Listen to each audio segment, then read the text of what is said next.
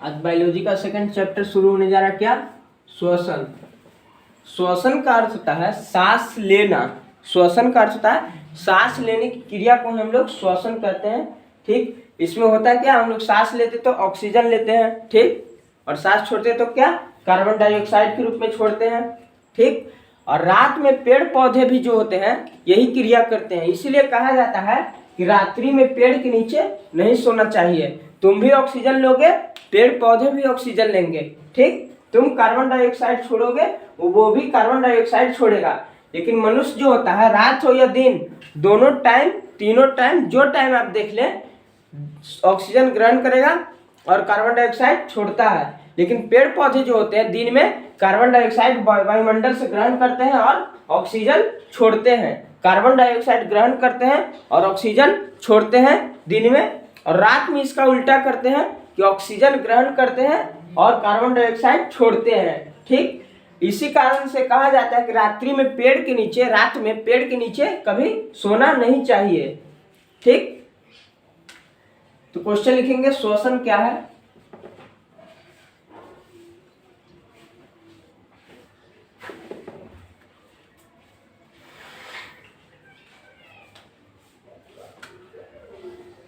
इसका आंसर होगा क्या, शरीर वायुमंडल से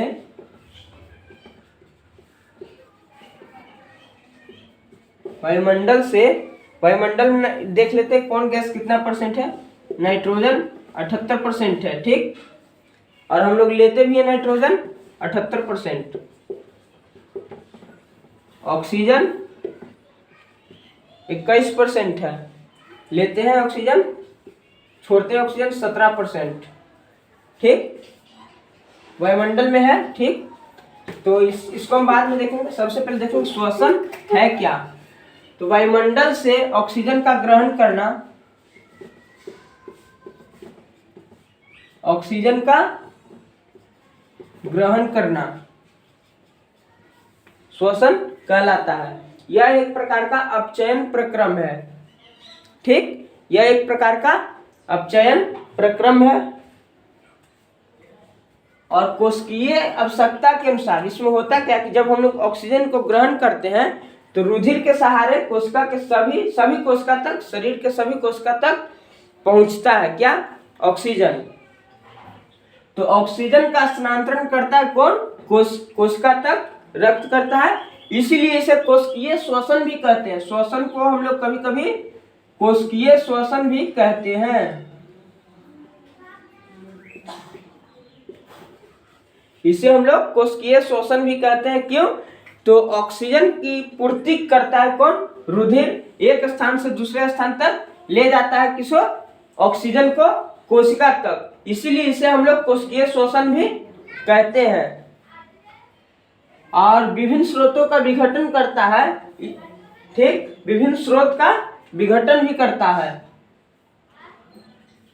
तो कोशिकीय श्वसन में क्या है कि वायुमंडल से ऑक्सीजन को ग्रहण करना, ठीक, श्वसन कहलाता है। यह कोशिकीय श्वसन भी है। श्वसन को हम लोग कोशिकीय श्वसन भी कह सकते हैं। क्यों? क्योंकि यह रुधिर जो है, रुधिर का कार्य है ऑक्सीजन को शरीर के विभिन्न अंगों के कोशिकाओं तक पहुंचाना, ऑक्सीजन को पहुंचाना। ठीक, अब इसका आंसर हम लोग देखेंगे, लिखेंगे कैसे इसको।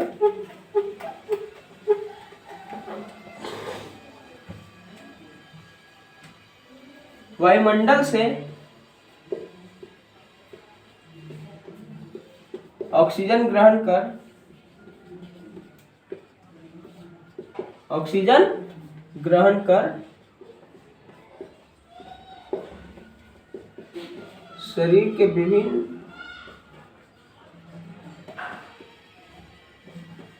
अंग तक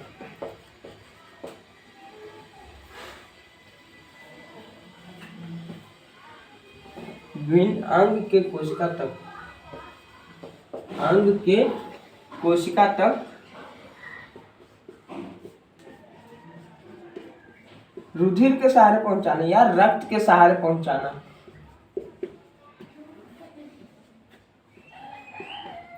रक्त के सहारे पहुंचाना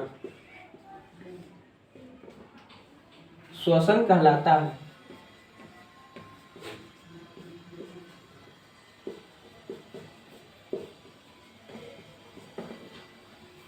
ठीक, कोशिका तक पहुंचाने के कारण इसे कोशिकीय श्वसन भी कहते हैं।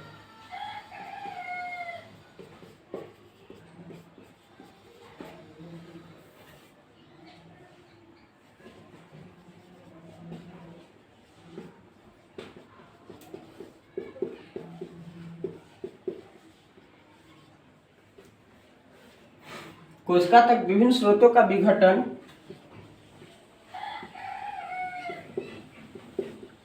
होने के कारण इसे कोशिकीय श्वसन भी कहते हैं।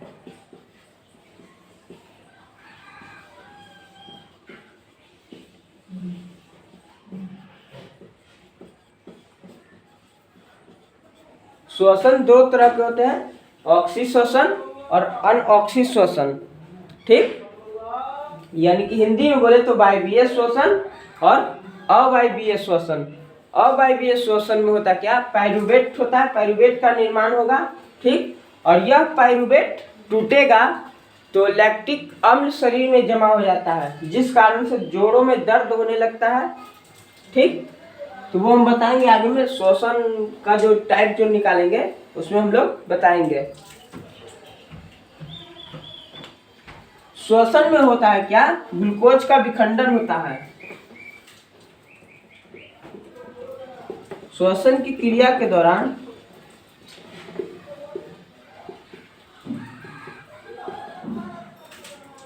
ग्लूकोज का विखंडन होता है।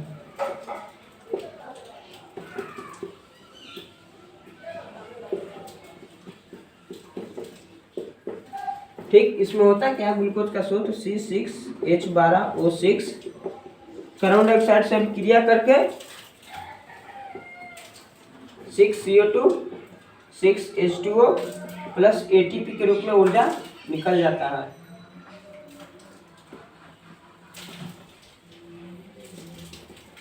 ठीक, ATP के रूप में ऊर्जा निकल जाता है।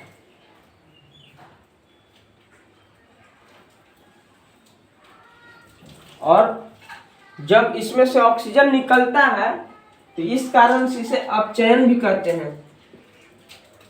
यह एक प्रकार का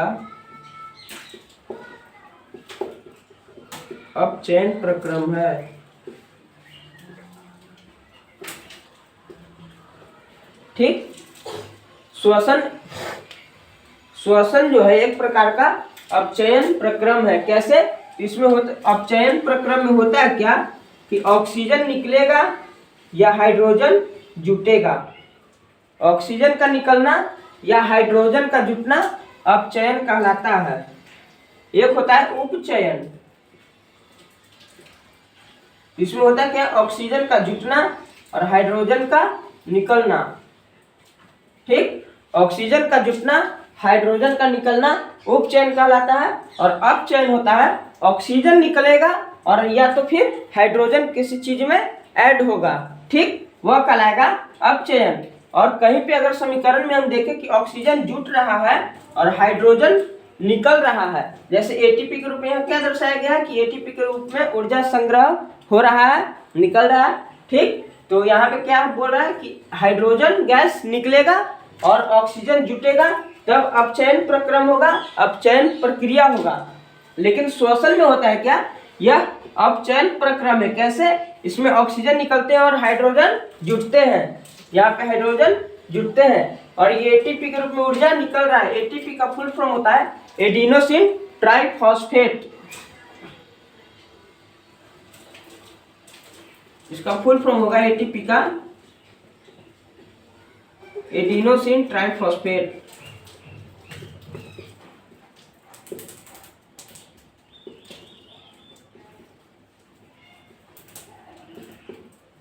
एडिनोसिन ट्राइफॉस्फेट। तो जिनको उतारना हो उतार ले।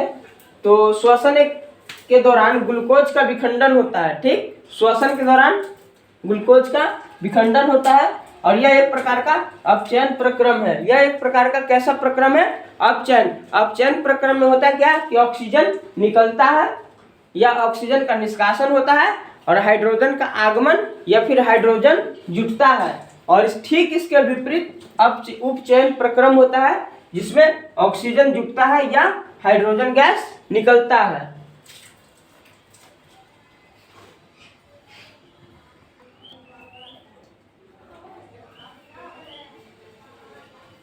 अगला क्वेश्चन है एटीपी क्या है।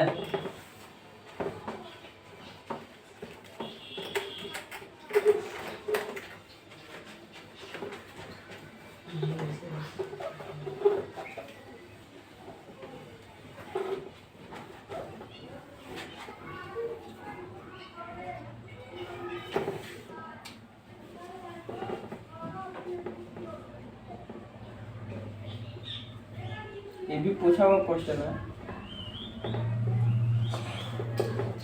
तो एटीपी का फुल फॉर्म होता है एडिनोसिन ट्राइफॉस्फेट।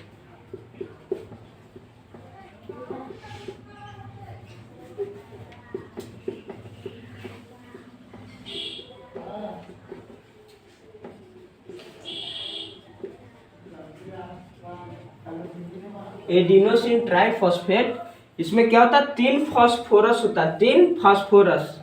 ठीक, इसमें कितने फास्फोरस होते हैं एटीपी में? 3 फास्फोरस। 3 फास्फोरस होते हैं, जिसमें अंतिम फास्फोरस से अधिक ऊर्जा निकलती है। अंतिम फास्फोरस से अधिक ऊर्जा निकलती है। अंतिम फास्फोरस से अधिक ऊर्जा निकलती है। ठीक, और एटीपी को ऊर्जा संभरक भी कहते हैं।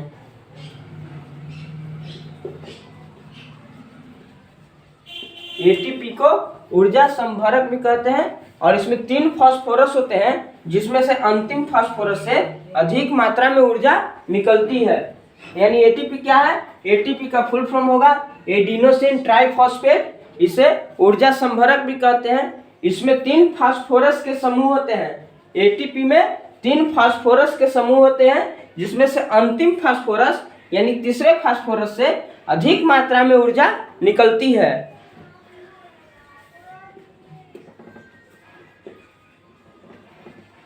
इसका पूर्ण नाम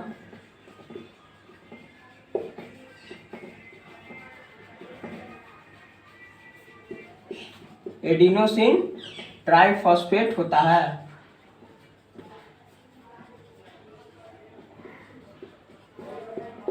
एडिनोसिन ट्राइफॉस्फेट होता है। इसमें 3 फास्फोरस समूह होते हैं। इसमें 3 फास्फोरस समूह होते हैं।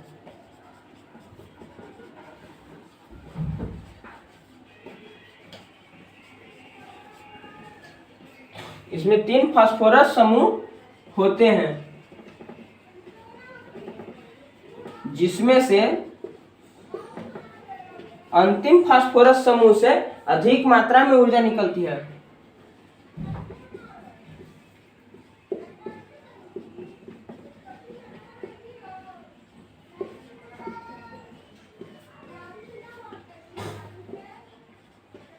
अधिक मात्रा में ऊर्जा निकलती है।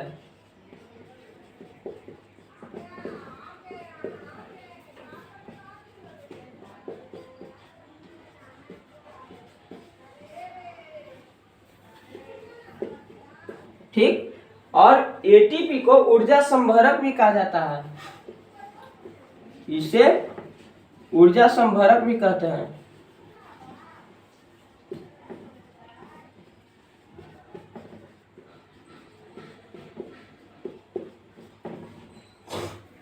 और जहां पे हम ग्लूकोज का सूत्र बताते हैं, ये जो होता है ग्लूकोज हमारे शरीर में पहले से मौजूद होता नहीं है, तो भी हमें ऊर्जा किस रूप में मिलती रहती है।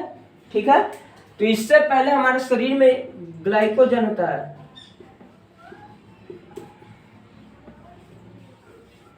ठीक, ग्लाइकोजन होता है।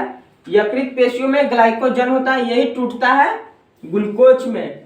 और जब ग्लूकोज कार्बन डाइऑक्साइड के साथ क्रिया करता है, तो कार्बन डाइऑक्साइड जल और ऊर्जा हमें देता है। ऊर्जा हमें कब देता है? जब ग्लाइकोजन ग्लूकोज में टूटता है, और यह ग्लूकोज टूट करके हमें ऊर्जा देता है। और सबसे ज्यादा ऊर्जा हमें मिलती है तीसरे फास्फोरस समूह से। ठीक, और एटीपी के रूप में ऊर्जा मिलती है जिसे ऊर्जा संभरक भी कहते हैं। एटीपी को ऊर्जा संभरक भी कहते हैं। तो आज के लिए इतना ही, लेकिन देखेंगे एक क्वेश्चन हम बता देते हैं, हिंट्स दे देते हैं हल्का। श्वसन कितने प्रकार के होते हैं? वो क्वेश्चन आता है श्वसन क्या है या कितने प्रकार के होते हैं।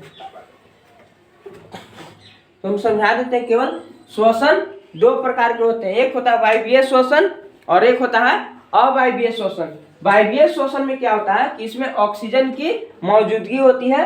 अवायवीय श्वसन में होता है इसमें ऑक्सीजन की मौजूदगी नहीं होती है। इसमें पाइरूवेट का निर्माण नहीं होता है। ऑक्सी श्वसन या वायवीय श्वसन में पाइरूवेट का निर्माण नहीं होता है, इसमें ग्लूकोज का निर्माण होता है। लेकिन अवायवीय श्वसन या अनॉक्सी श्वसन में पाइरूवेट का निर्माण होता है और यह पाइरूवेट जब टूटता है तो लैक्टिक अम्ल में बदल जाता है। पाइरूवेट जब टूटता है तो लैक्टिक अम्ल में बदल जाता है और जब यह लैक्टिक अम्ल शरीर के जोड़ों के पास पहुंचता है तो हम लोग कहते हैं कि जोड़ों में दर्द हो रहा है। लैक्टिक अम्ल के सहारे दर्द होता है शरीर में दर्द होता है लैक्टिक अम्ल से।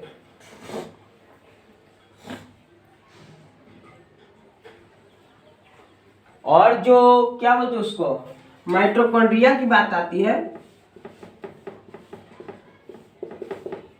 जो माइटोकॉन्ड्रिया है, वायवीय श्वसन में माइटोकॉन्ड्रिया कार्य करता है, लेकिन अवायवीय श्वसन में माइटोकॉन्ड्रिया कार्य नहीं करता। वहां पे कोशिका द्रव काम करता है, वहां पे कोशिका द्रव काम करता है। लेकिन वायवीय श्वसन में माइटोकॉन्ड्रिया कार्य करता है, जो कोशिका तक ऑक्सीजन को भेजता है। उसके बाद माइटोकॉन्ड्रिया होता है। तो क्या पॉइंट होता है कि ऑक्सी श्वसन में ऑक्सीजन की आवश्यकता होती है, अनॉक्सी श्वसन में ऑक्सीजन की आवश्यकता नहीं होती है। ऑक्सी श्वसन में पाइरूवेट का निर्माण नहीं होकर के किस चीज का निर्माण होता है? ग्लूकोज का निर्माण होता है, ठीक। और अनॉक्सी श्वसन में पाइरूवेट का निर्माण होता है। जब यहाँ पे ग्लाइकोजन टूटता है तो ग्लूकोज में टूटता है और ऊर्जा के रूप में हमें मिलता है, ठीक। और वहां पे जब पाइरूवेट टूटता है तो लैक्टिक अम्ल के रूप में टूटता है, जिससे जोड़ों में दर्द होती है। और इसमें माइटोकॉन्ड्रिया की आवश्यकता होती है, यानी माइटोकॉन्ड्रिया मौजूद होता है वायवीय श्वसन में। और अवायवीय श्वसन में माइटोकॉन्ड्रिया मौजूद ना होकर के क्या मौजूद होता है? कोशिका द्रव, ठीक। तो ये टॉपिक हम नेक्स्ट क्लास में कराएंगे। आज के लिए इतना ही।